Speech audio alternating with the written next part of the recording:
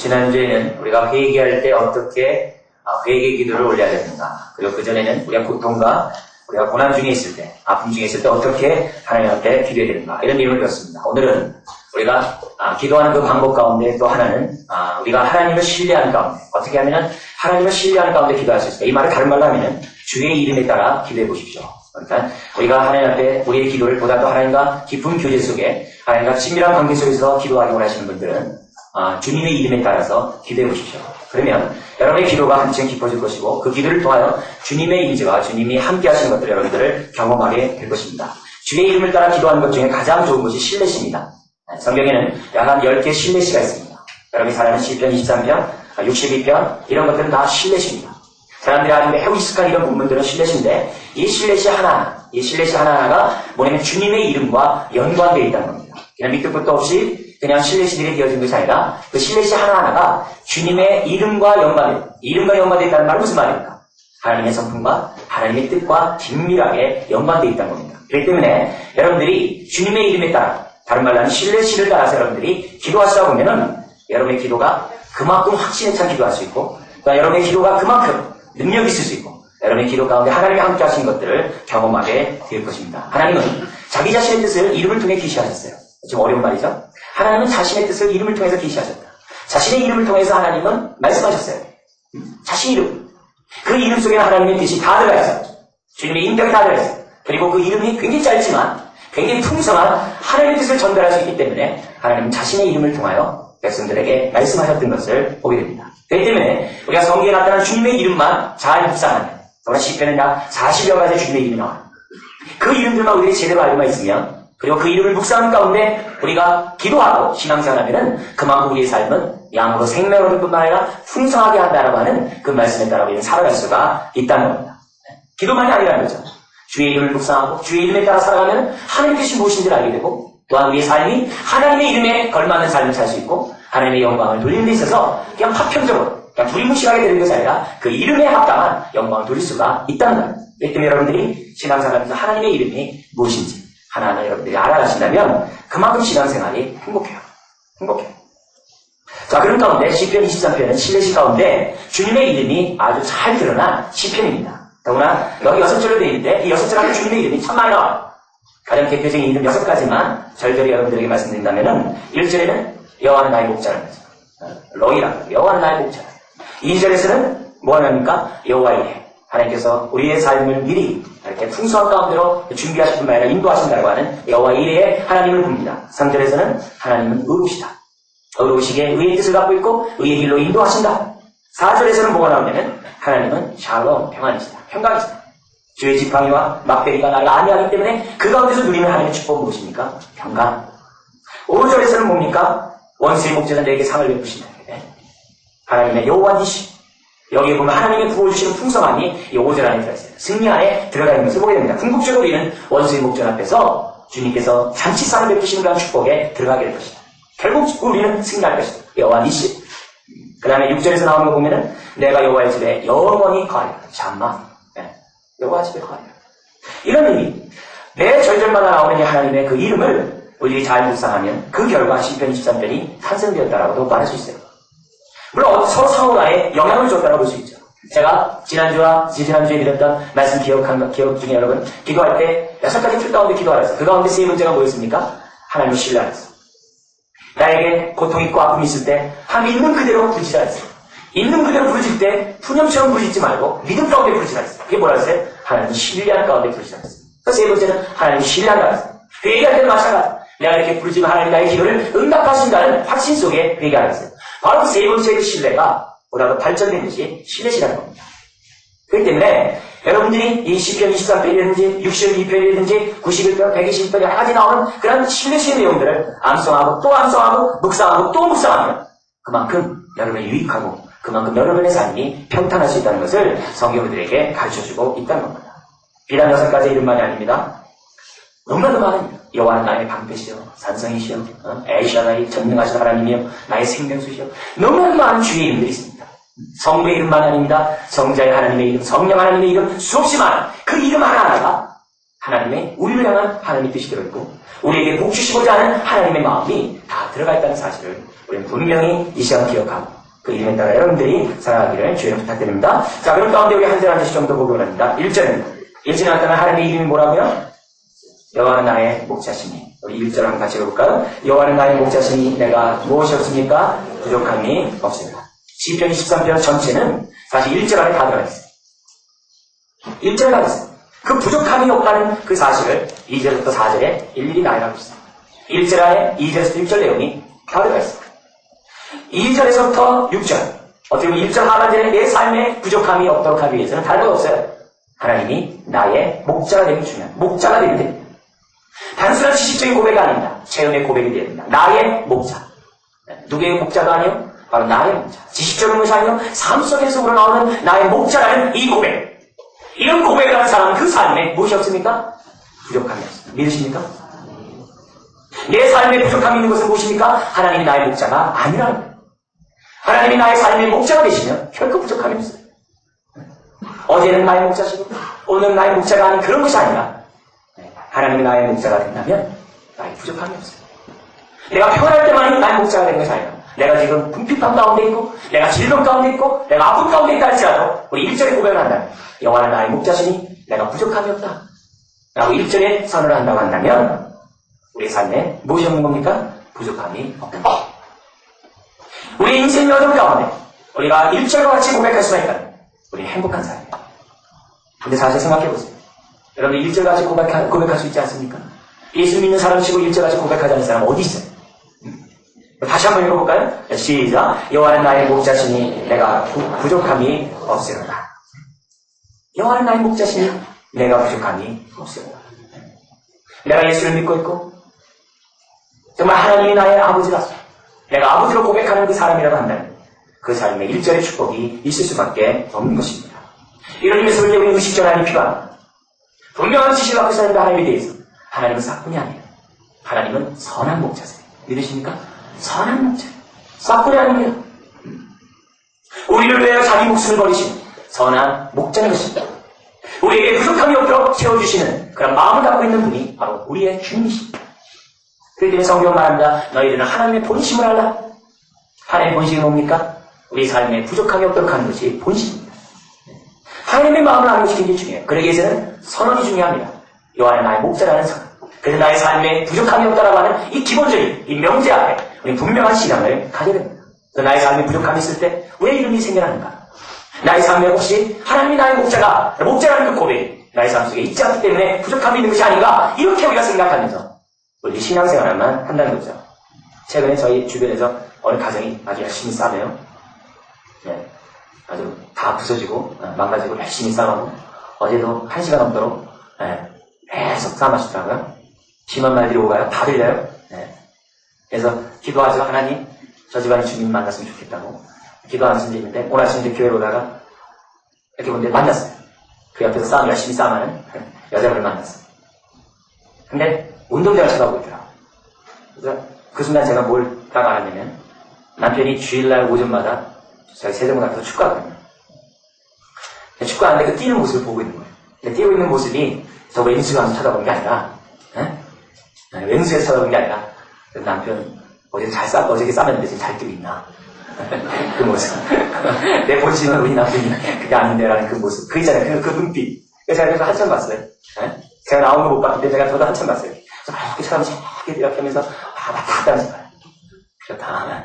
바가지 긁어도 아내 분심은 그게 아니라는 거. 근데 남자는 잘 몰라요.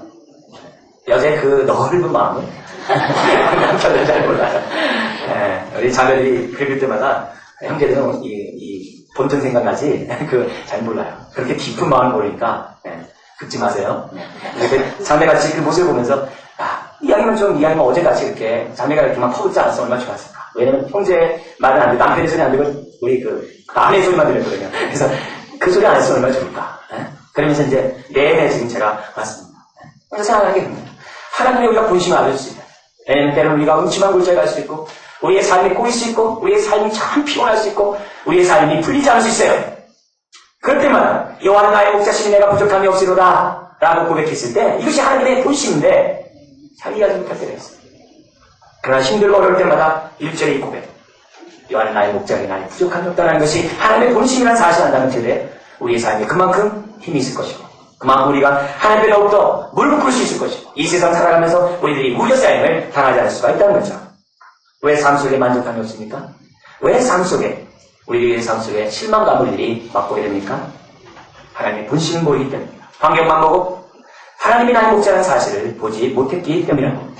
그렇기 때문에 여러분들이 힘들고 어려울 때마다 환경과 사람을 보지 마십시오. 뭘 봐야 됩니까? 나의 목자이신 주님을 바라보십시오. 그러면 부족함이 없습니다. 빌립보서 4장 11절 이하에 이런 말씀이 있어요. 바울이 빌립보서를 쓰면서 빌립보 성도들에게 말합니다. 나는 부한 데 처할 줄도 알고 가난한 데 처할 줄 아는 일체 비결을 배웠다. 내게 능력 주신 자 안에서 내가 모든 것을 할 수 있다.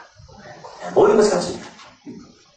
이런 고백을 하면서 뭐라 그러냐면 그러나 너희가 내 괴로움에 함께 참여했으니 잘했다. 자, 바울이 이와 같은 고백하는 것이 허풍입니까? 과장입니까?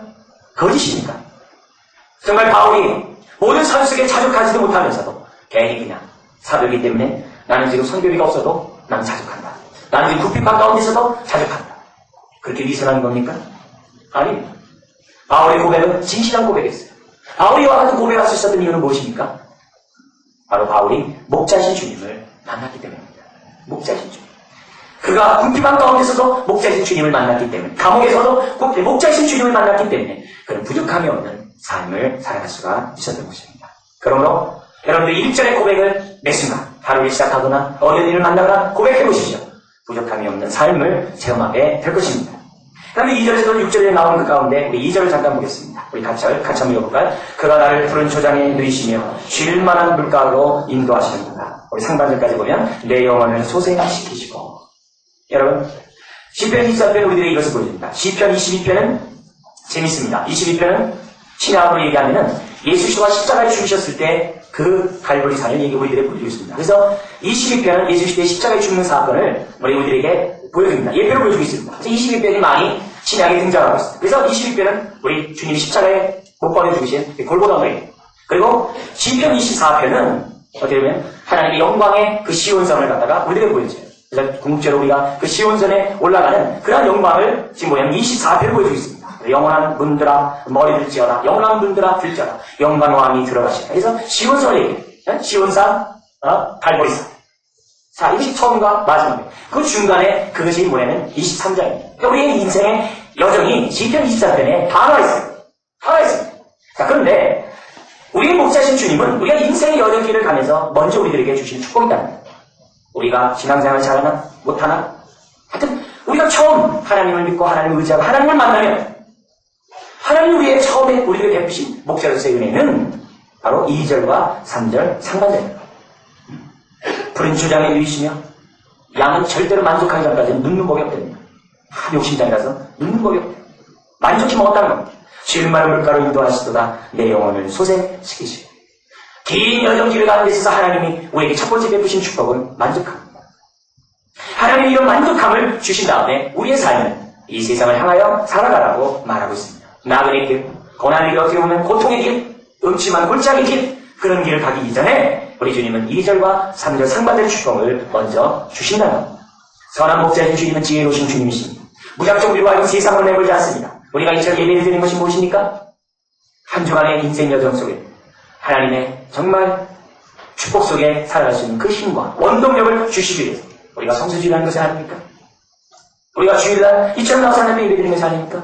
이처럼 주임을 얻고 이 시간 하나님 또오를 공급하는 능력을 얻고 우리가 한 주간 세상 속에서 하나님을 섬기기 위해서 세상 속에서 삶의 예배를 드리기 위해서 우리가 주의를 지키는 것이 아닙니까?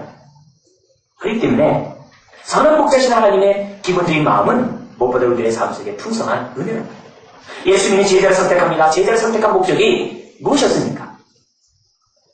우리들과 함께하고 그 다음에 세상으로 보내기 위해서. 다른 거 아니에요. 세상을 보내기 전에 함께 하시기 위해서. 이게 중요해요.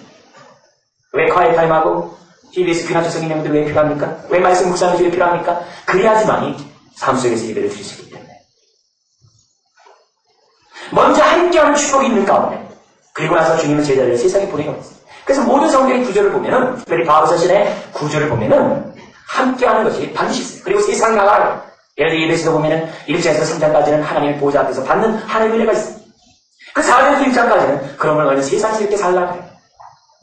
모든 성경의 구조는 그렇게 돼 있어요. 먼저 하나님의 은혜를 시작하라. 그리고 나가서 살라. 그러므로 우리가 이 시간 분명히 기억해야 될 것은 우리가 하나님을 위하여 살 때, 또한 나에게 주신 은사 가운데 우리가 하나님을 섬길 때, 그때마다 우리 마음속에 가져야 될 것은 하나님의 공급함을 먼저 받으리라. 은사를 활용하기 있어서 하나님이 공급하는 능력 가운데 은사를 활용하리라. 그러므로 세상을 나가거나 우리가 사회생활하거나 교회에 봉사를 하거나 할 때 무엇보다 놓치지 말아야 할 것은 2절과 3절의 상반절입니다. 부른 주댕이 누이시며 쉴만한 물가름도 하며 내 영혼을 소생시키는 하나님의 품속에서의 그 경험을 우리 놓치지 말아야만 할 것입니다. 자, 그리고 있을 때 우리의 삶을 지내. 그리고 나서 우리 주님, 선한 목자신 우리 주님은 어떻게 합니까? 인생길 여정을 떠나게 합니다. 3절에 보면은 내 영혼을 소생시키시고 자기의 이름을 위하여 의의 길로 인도하십니다. 3절에 나타난 주의 이름이 뭡니까? 여호와는 의시다. 여호와는 의시다. 의시기에 의의 뜻을 갖고 있고 우리를 위하여 의의 길로 인도하신다는 겁니다. 비록 그 길이 힘들고 음침한 골짜기고 어렵고 가기 싫은 그 길이 알지라도 그 길은 의의 길이 아니에요. 사망의 길이 아니라 생명의 길이라는, 넓지 않고 좁은 길이 할지라도 그 길은 의의 길이라고 말하고 있다는 겁니다. 중요한 것은 하나님이 여전히 나의 삶을 목자로서 인도하고 있다는 확신이 있을 때 우리는 의의 길을 갈 수 있고 그 의의 길을 감당할 수가 있다는 겁니다. 하나님은 반드시 우리 인생을 의의 길로 인도할 것입니다. 그래서 지팡이로 벗어나려고 하면은 칩니다. 똑바로 말합니다. 우리는 가도 때로는 하나님의 우리 고난이라고 얘기해요. 시련이라고 얘기해요. 자꾸 칩니다. 치는 이유가 뭡니까? 의의 길로 들어오라는 거죠. 갓길로 가지 말라는 거죠. 들어오라는 겁니다. 똑바로 말하는 거죠. 칩니다. 계속 맞는 사람은 뭡니까? 고집이 세서 그래요. 계속 맞아야죠. 계속 맞아야죠. 그래, 얌전하게 순탄하게 하는 사람, 안 맞는 거에 대해서 저는 의로터지고 들어와서 부러워하지 말아요. 암 걸렸다가 난 사람이 간증하면 내가 다시 살아났으면 해서 나도 걸렸으면 좋겠다. 그러지 말아요. 순탄하게 가는 양이 좋아요. 의로터진 양은요, 그만큼 험해요. 그냥 편안하게 의의 길로 따라가는 그 자체도 좋아요. 어렵게 힘든 길 가지 않아도 돼요. 가뜩이나 우리가 가는 길이 음침한 골짜기인데 덧붙여서 우리가 주의 은혜를 실험할 이유가 없잖아요. 중요한 것은 하나님의 선한 목자신 우리의 주님이 우리의 길을 의의 길로 인도한다. 이런 확신을 갖고 있어야 돼요. 그렇다고 여러분 그냥 그래? 내가 이렇게 되어도 날 같은 의의 길로 인도해? 좋지 뭐. 그럼 뭐 내가 그냥 막 살지. 또 의료선생님 다시 들어가고 또 살다가 의료선생님 다시 들어오지. 이러자는 게 아니에요. 제가 지금 말씀드린 이유는 의의 길로 인도한다는 이 말의 뜻은 오늘 나의 삶 속에서 우리가 조금이라도 불안하거나 두려워하거나 낙심하거나 비관하거나 좌절하지 말라는 거예요. 왜요? 하나님 언제나 우리와 함께 하시고 우리의 삶을 인도하고 있기 때문에 결코 우리들의 삶이 불안해하거나 불평하거나 비관하지 말라는 거예요. 우리나라가 지금 1시간당 우리나라가 1시간당 1.5명이 자살을 한다고 해요. 우리나라가요. 36명이 하루에 자살한다. 굉장히 많은 숫자입니다. 신문지상이나 매스컴에서 나타나지 않지만 일일이 통계를 보면 굉장히 많은 사람들이 생명을 포기한다는 겁니다. 만약에 그 심령이 하나님이 나의 목자시고 하나님이 나의 선한 목자라는 사실을 안다고 한다면 그런 고통의 삶을 살지는 않을 것입니다. 우리가 의의 길로 인도함이 있기 때문에 우리의 삶이 올바른 길로 간다는 확신이 있기 때문에 불안하거나 두려워하지 않습니다. 심지어 음침한 골짜기를 간다 할지라도 두려워하지 않습니다. 두려워하지 않아요. 해를 두려워하지 않는 것이 다 있어요. 우리와 같은 분명한 믿음이 있어요. 왜요? 하나님이 나의 선한 목자시고 내 삶의 부족함이 없게 하시기 때문에. 더구나 중요한 것은 이것입니다. 그 의의 길은 바로 누구의 이름을 위하여? 3절을 보시면 자기 이름을 위하여. 우리 이름이 아닙니다. 주님의 이름을 위하여. 주님의 이름의 명예를 위하여 우리를 의의 길로 인도한다. 그 당시에 그 양을 팔 때는 어떤 양을 판다 그랬을 때 누구의 양이냐가 중요했다고 해요. 자, 누구의 양? 오늘도 메이커가 있잖아요. 어느 회사의 메이커는 알아주잖아요. 마찬가지로 누구의 목자의 양이다. 그러면 사람들이 그 양을 알아준다는 거예요. 병든 양이 없고 그 양털을 어제래 아주 특등의 그 양털로서 이런 같이 쳤다는 거예요. 그래서 양 한 마리 한 마리가 그 목자의 이름에 명예가 올렸었다는 거예요. 이 말이 무슨 말입니까? 오늘 우리들의 여정을, 우리들의 삶의 모습을 보면은, 우리들의 모습을 보면 주님의 이름에 명예가 있다는 거예요. 오늘 예수를 믿는 한 사람 한 사람, 어느 누구도 예의 없이 주님의 이름에 명예가 있다는 거예요. 세상 사람들이 나를 보고 하나님이 의로우시잖아요. 그런 고백을 하도록 하게 하는 것이 주님의 뜻이라는 것입니다. 저는 이와 같은 3절의 말씀, 주님이 우리의 길을 위의 길로 인도하시는데 나의 이름이 아니라 나의 영광이 아니라 하나님의 이름과 하나님의 영광을 위하여 인도한다는 이 말씀을 접하면서 얼마나 정신 고쳐가지 말아요. 이 규제를 생각할 때마다 몸을 다시 추스려야 돼요. 깨어 경성하게 됩니다. 정신 버팁니다. 왜요? 하나님의 이름이 바로 나의 삶을 통해서 드러나기 때문에. 나의 삶을 통해서. 저와 여러분의 삶을 통하여 주의 이름이 드러나기 때문에. 아, 하나님 의로우시구나. 아무개 인생을 보니까 하나님이 의리신 것이 맞다. 그것이 드러나기 때문에 정신 번쩍 나가요. 어떻게 사람들에게 무슨 말인지 그 다음 말 뭔지 알죠? 우리의 삶의 모습들을 보면은 우리가 의의 길로 걸어야 되고 우리가 주의 형상을 드러내야 되고 우리가 주님의 형상을 닮아야 되고 우리의 삶 속에서 어떠한 언행 심사를 가지고 어떻게 살아야 되는지를 우리가 시편 23편 3절에게 가르쳐주고 있다는 겁니다. 내 말 한마디에 주의 이름이 드러나고 내 행동 안에 주의 이름이 드러나고 나의 삶의 여정을 보면 주의 이름의 명예가 걸려있다는 것을 보게 됩니다. 그럼 사랑하는 성도 여러분, 오늘 다시 한번 나의 모습을 돌이켜봐야 돼요. 이것이 이쁘죠? 주님의 이름을 드러내고 있습니다. 정말 나의 삶의 여정을 돌이켜볼 때 주의 높임을 받았습니다. 우리 이 시간 우리의 모습들을 돌이켜봐야만 할 것입니다. 사랑하는 성도 여러분, 나뿐만 아니라 우리 주변 사람들, 우리들 서로 여호와 나의 목 자신이 내게 부족함이 없다라는 그런 고백들이 저 여러분들을 통해서 이루어지기를 주의로 부탁드립니다. 네 번째 나타난 주의 이름이 뭡니까? 여호와 샬롬. 4절 한번 다시 읽어볼까요? 내가 사망의 흠침한 골짜기로 다닐지라도 해를 두려워하지 않을 것은 주께서 나와 함께 하십니다. 주의 지팡이와 막대기가 나를 안위하시나이다. 여러분, 우리가 사는 이 세상에 어려운 일들이 있습니다. 예기치 않은 사고와 예기치 않은 고통들이 끊이지 않습니다. 불안합니다. 때로는 두려운 일도 우리가 만나기도 합니다. 사업을 하시는 분들은 사업하는 대로, 직장인은 직장인 나름대로 애를 갈고 고초가 있고 고통이 있습니다. 세상에 벌어지고 있는 그 재난들이 언제 나를 덮을지 모릅니다. 우리 가정을, 우리 공동체를, 우리 직장을 덮칠지 모릅니다. 졸지에 망할 수도 있고 다치거나 고통 가운데 빠질 수도 있습니다. 그런데 선한 목자신 주님은 우리를 안위하신다는 것입니다. 우리를 안아주신다는 겁니다. 우리를 보호하신다는 겁니다. 그래서 고통의 물결이 다가올 때 주님이 그것을 막아주신다고 말씀드렸습니다. 그렇기 때문에 우리는 언제나 주님을 나의 목자로 인식하며 살아야 됩니다. 주님의 지팡이와 막대기를 늘 인식하며 살아야만 합니다. 매 순간 여호와는 나의 목자라고 고백해야만 합니다. 그런 고백하는 인생에 여호와의 사명이 있습니다. 하나님의 평강이 있습니다. 심지어 음침한 골짜기 나로 하나님의 평강이 있습니다. 파산을 당하고 질병이 걸리고 고통 가운데 있는 그 순간에도 여호와 샬롬이 있다는 겁니다. 왜요? 주의 지팡이가 나를 안위하시기 때문에. 안위하시기 때문에. 우리는 순간순간 평강의 하나님을 만나야만 합니다. 주의 지팡이와 막대기로 안위하시는 주님을 만나야만 합니다. 때로는 답답하고 우겨쌤을 당할 수밖에 없고 고통을 당할 수밖에 없는 그런 환경 속에서도 우리는 주의 지팡이와 막대기의 안위함을 경험해야만 합니다. 여호수아가 가나안 정복을 놓고 두려워 떨었습니다. 내가 어떻게 모세를 따라서 이 사역을 감당할 수 있을까? 이스라엘을 인도할 수 있을까? 두려웠습니다. 그때 주님이 말씀합니다. 내가 네게 명한 것이 아니냐. 내가 네게 명한 것이 아니냐. 마음을 강하게 하고 담대하라. 두려워 말라, 놀라지 말라. 내가 어디로 가든지 내 하나님 여호와가 너와 함께 하시리라. 너와 함께 하시리라. 선한 목자신 주님은 내가 어디로 가든지, 우리가 어디로 가든지, 무슨 어려운 일을 만나든지 언제나 함께 하신다고 말씀하고 있습니다. 중요한 것은 주님이 내 앞에 있다는 겁니다. 선한 목자는 언제나 우리 앞에 간다는 겁니다. 선한 목자는 앞에 간다는 겁니다. 어려운 일을 만날 때마다 우리는 내 뒤에 있는 주님을 보는 것이 아니라 내 앞에 있는 주님을 봐야만 한다는 겁니다. 그때 주의 위로가 있고 주의 안위함이 있는 겁니다. 자, 보십시오. 선한 목자이신 하나님은 우리가 알고